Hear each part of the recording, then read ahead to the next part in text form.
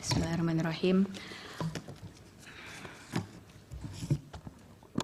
Bagian mengenai kewenangan Mahkamah Konstitusi Republik Indonesia untuk mengadili perselisihan ini kami anggap dibacakan.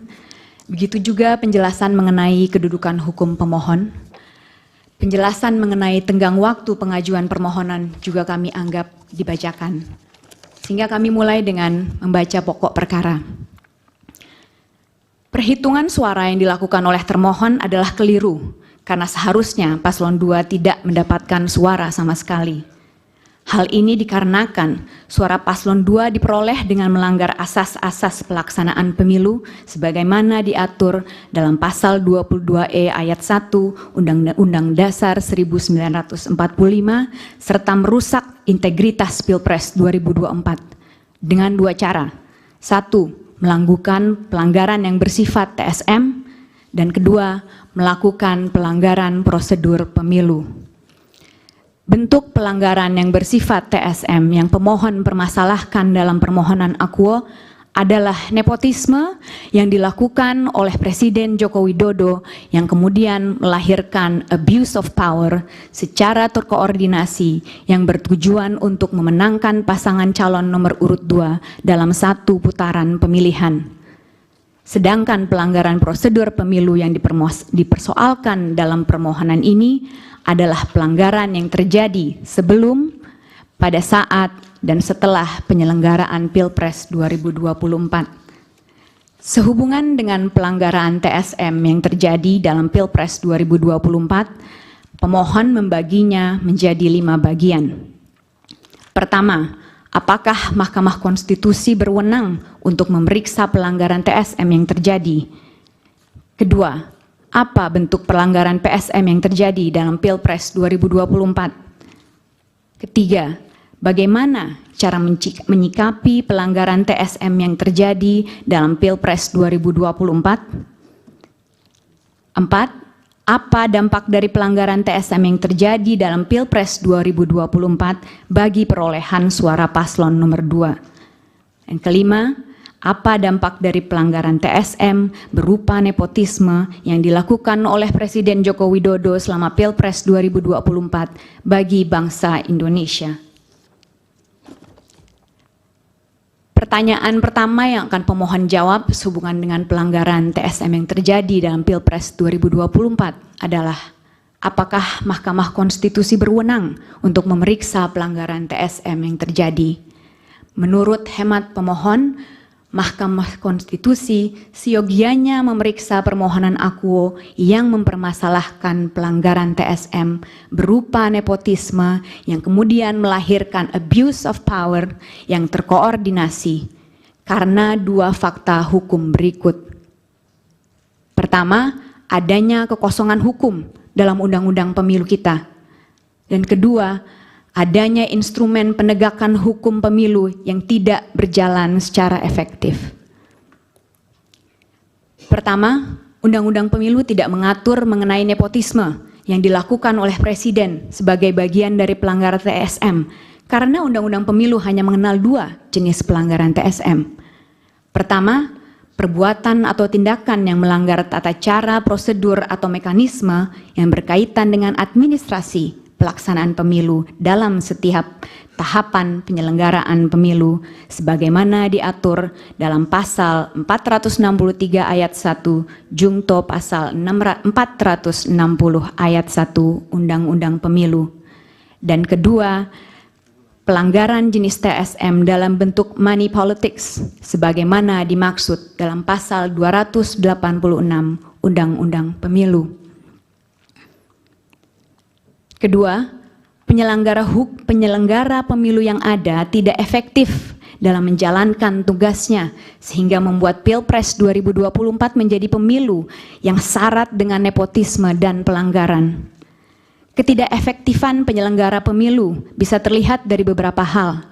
Pertama, tidak independennya termohon, sebagaimana terbukti dari upaya termohon untuk memastikan diterimanya Gibran Rakabuming Raka sebagai kontestan dalam Pilpres 2024 mulai dari langsung menerapkan putusan Mahkamah Konstitusi nomor 90 tahun 2023 yang merupakan plurality decision, dan karenanya seyogianya dibaca menggunakan Marx Rule yang kali pertama dipertimbangkan dalam kasus Marx versus United States. Saya izin mengutip sedikit, Yang Mulia.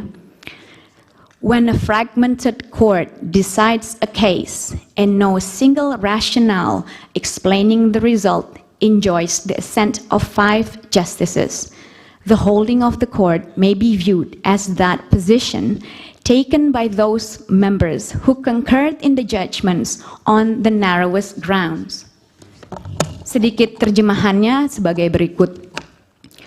Manakala pengadilan yang terbelah memutuskan perkara dan tidak ada rasio tunggal yang menerangkan hasil dan mendapatkan persetujuan dari Hakim Agung, pendirian pengadilan dapat dilihat sebagai posisi yang diambil oleh anggota yang setuju terhadap keputusan atas dasar yang paling sempit. Kemudian dalam menerima pendaftaran Gibran Rakabuming Raka, termohon pun jelas melanggar peraturan KPU nomor 19 tahun 2023 yang kemudian belakangan terbukti sebagai bentuk pelanggaran etika. Ketidakefektifan penyelenggara pemilu yang kedua adalah DKPP yang melindungi termohon yang dipimpin oleh Hasyim Asyari yang terbukti dari tidak pernah diberhentikannya Hasyim Asyari dari jabatannya meski sudah 4 kali diputus melakukan pelanggaran etika, yaitu melalui putusan nomor 14 PKE DKPP tahun 2023 tertanggal 30 Maret 2023, putusan nomor 35 dan 39 PKE 2023 tertanggal 3 April 2023, putusan nomor 110 PKE DKPP tertanggal 9 Oktober 2023, dan terakhir di putusan 135, 136, 137, dan 141 PKE tertanggal 5 Februari 2024. Ketidakefektifan ketiga adalah Bawaslu yang tidak efektif dalam menyelesaikan laporan yang disampaikan kepadanya, sebagaimana terbukti dari terlalu formalistiknya Bawaslu dalam menanggapi berbagai pelanggaran yang terjadi di lapangan.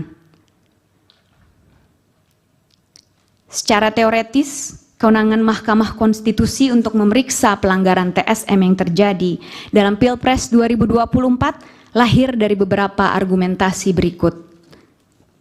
Pertama, Mahkamah Konstitusi sebagai bagian dari kekuasaan kehakiman tidak seyogianya menolak perkara dengan alasan adanya kekosongan hukum, sebagaimana digariskan dalam pasal 10 ayat 1 Undang-Undang Kekuasaan Kehakiman. Justru Mahkamah Konstitusi seyogianya melakukan penemuan hukum guna dapat memeriksa permohonan akuo. Kedua, Mahkamah Konstitusi adalah lembaga yang didesain untuk menjaga dan melindungi konstitusi dan karenanya harus patuh pada desain konstitusionalnya sebagaimana diatur dalam pasal 24C ayat 1 Undang-Undang Dasar 1945, yaitu untuk memutus perselisihan tentang hasil pemilu dan tidak terjebak pada batasan yang dibuat dalam pasal 475 ayat 1 Undang-Undang Pemilu yang menjadikan Mahkamah Konstitusi sebagai mahkamah kalkulator. Jika Mahkamah Konstitusi hanya sekedar bertindak sebagai mahkamah kalkulator, tidaklah perlu negarawan yang sekaligus begawan hukum yang melakukannya. Cukup kita berikan kesalahan perhitungan kepada auditor. Dasar ketiga adalah Mahkamah Konstitusi sebagai cabang dari kekuasaan yudikatif secara institusional berwenang untuk mengawasi jalannya pelaksanaan kewenangan cabang kekuasaan eksekutif, termasuk termohon yang baru bisa terjadi jika Mahkamah Konstitusi kembali kepada marwahnya sebagaimana ditentukan dalam pasal 24C ayat 1 Undang-Undang Dasar 1945. Keempat, Mahkamah Konstitusi melalui putusan nomor 22 PHPUD tahun 2010 telah mengantisipasi terjadinya penggunaan kekuasaan sebagai jalan untuk memenangkan pemilu dengan menyatakan bahwa hegemoni kekuasaan yang tidak terawasi dalam proses pemilu dapat menghasilkan pemilu yang penuh kecurangan dan karenanya perlu untuk diulang. Hal mana merupakan refleksi sempurna dari Pilpres 2024. Jika Mahkamah Konstitusi berkeras bahwa dirinya hanya berwenang untuk memeriksa hasil penghitungan suara yang mempengaruhi terpilihnya pasangan calon, maka sama saja Mahkamah Konstitusi melegitimasi kecurangan dalam proses pemilihan umum. Pesan yang akan diberikan dari ini adalah, berbuat curanglah, securang-curangnya, sehingga selisih suaranya begitu besar, niscaya Anda akan memenangkan pemilu. Karenanya, Mahkamah Konstitusi harus keluar dari zona nyamannya dan masuk ke area yang lebih luas demi kepentingan demokrasi yang ditegakkan atas dasar kejujuran dan keadilan. Mahkamah Konstitusi perlu kembali pada desain konstitusional awal yang ditetapkan baginya, yaitu untuk memutus perselisihan tentang hasil pemilu. Hanya dengan demikianlah Indonesia memiliki kesempatan untuk menyelamatkan demokrasinya. Pertanyaan kedua yang pemohon akan jawab sehubungan dengan pelanggaran TSM adalah, apa saja bentuk pelanggaran TSM yang terjadi dalam Pilpres 2024? Pelanggaran TSM yang dipermasalahkan dalam permohonan aku adalah nepotisme yang melahirkan abuse of power terkoordinasi yang dilakukan oleh Presiden Joko Widodo semata-mata demi memastikan agar paslon 2 memenangkan Pilpres 2024 dalam satu putaran. Sehubungan dengan pembuktian mengenai ada tidaknya nepotisme, maka penting untuk melihat standar beban pembuktian sehubungan dengan perkara PHPU di Mahkamah Konstitusi. Sebagaimana dimuat dalam putusan nomor 1 PHPU Pres tahun 2019, yaitu beban pembuktian formil yang mana beban pembuktian awal dibebankan kepada pemohon dan kemudian beralih kepada termohon. Jikapun yang dimaksud oleh Mahkamah Konstitusi dalam putusan tersebut bukanlah pembuktian formil atau balance of probabilities, karena perkara PHPU bukan perkara perdata, maka beban pembuktiannya pun sudah barang tentu berada di bawah standar pembuktian pidana, yaitu beyond reasonable doubt. Pendekatan beban pembuktian semacam ini yang berada di atas balance of probabilities namun di bawah beyond reasonable doubt digunakan di berbagai negara di dunia dalam memeriksa perkara sehubungan dengan pemilihan umum. Dua contoh yang bisa diberikan sehubungan dengan standar pembuktian ini adalah di Malawi dan di Kenya, yang mana pertimbangan di Kenya adalah sebagai berikut. We maintain that in electoral disputes, the standard of proof remains higher than the balance of probabilities, but lower than beyond reasonable doubt. Terjemahan tidak resminya adalah bahwa pengadilan menyatakan bahwa dalam perselisihan pemilihan umum, beban pembuktian tetap lebih tinggi dari balance of probabilities, tapi itu juga tetap lebih rendah dari beyond reasonable doubt. Peralihan beban pembuktian dari pemohon kepada termohon pun merupakan hal yang lumrah terjadi secara internasional. Hal ini dapat dilihat misalnya dari pertimbangan hakim di Malawi yang menyatakan sebagai berikut. It confirmed the position that the petitioner bears the initial burden of proof. It then made it very clear that the moment the petitioner gives ample evidence in support of his grievance, the burden of proof definitely shifts to the respondent to give an explanation in answer. Terjemahan tidak resminya adalah bahwa memang pemohon memiliki beban pembuktian awal, tapi kemudian jelas setelah pemohon memberikan bukti yang cukup untuk menunjukkan permasalahan yang mereka pohonkan, maka beban pembuktian kemudian bergeser kepada termohon untuk memberikan penjelasan yang memuaskan. Nepotisme yang dilakukan oleh Presiden Joko Widodo dapat diklasifikasikan menjadi 3 skema. Skema pertama, nepotisme yang dilakukan guna memastikan Gibran Rakabuming Raka memiliki dasar untuk maju sebagai kontestan dalam Pilpres 2024 yang dimulai dari dimajukannya Gibran Rakabuming Raka sebagai calon wali kota Surakarta. Lalu keikutsertaan Anwar Usman dalam perkara nomor 90 tahun 2023 sampai dengan digunakannya termohon untuk menerima pendaftaran Gibran Rakabuming Raka yang mana keduanya akhirnya dinyatakan melanggar etika. Nepotisme kedua adalah nepotisme yang dilakukan guna menyiapkan jaringan yang diperlukan untuk mengatur jalannya Pilpres 2024 yang dimulai dengan dimajukannya orang-orang dekat Presiden Joko Widodo untuk memegang jabatan penting sehubungan dengan pelaksanaan Pilpres 2024, khususnya ratusan pejabat kepala daerah. Bentuk nepotisme yang ketiga adalah nepotisme yang dilakukan untuk memastikan agar paslon 2 memenangkan Pilpres 2024 dalam satu putaran yang dilakukan dengan berbagai cara, mengadakan pertemuan-pertemuan dengan berbagai pejabat di berbagai lini, mulai dari pemerintah pusat hingga pemerintah desa, yang kemudian dikombinasikan dengan politisasi bantuan sosial, sebagaimana terlihat dari aspek waktu pembagian, aspek jumlah yang dibagikan, aspek pembagi bantuan sosial, dan tentunya aspek penerima bantuan sosial. Pertanyaan ketiga yang akan pemohon jawab sehubungan dengan pelanggaran TSM adalah bagaimana cara menyikapi pelanggaran TSM yang terjadi dalam Pilpres 2024. Menurut hemat pemohon, nepotisme sebagai bentuk pelanggaran TSM tidaklah boleh ditoleransi sama sekali keberadaannya. Karena beberapa hal. Pertama, nepotisme melanggar asas pelaksanaan pemilu, khususnya asas bebas, jujur, dan adil, dan karenanya menghasilkan pemilu yang tidak berpegang pada nilai konstitusi. Padahal pemilu seyogianya berpegang pada nilai konstitusi agar dapat mencerminkan kehendak rakyat sebagaimana dipertimbangkan di berbagai negara.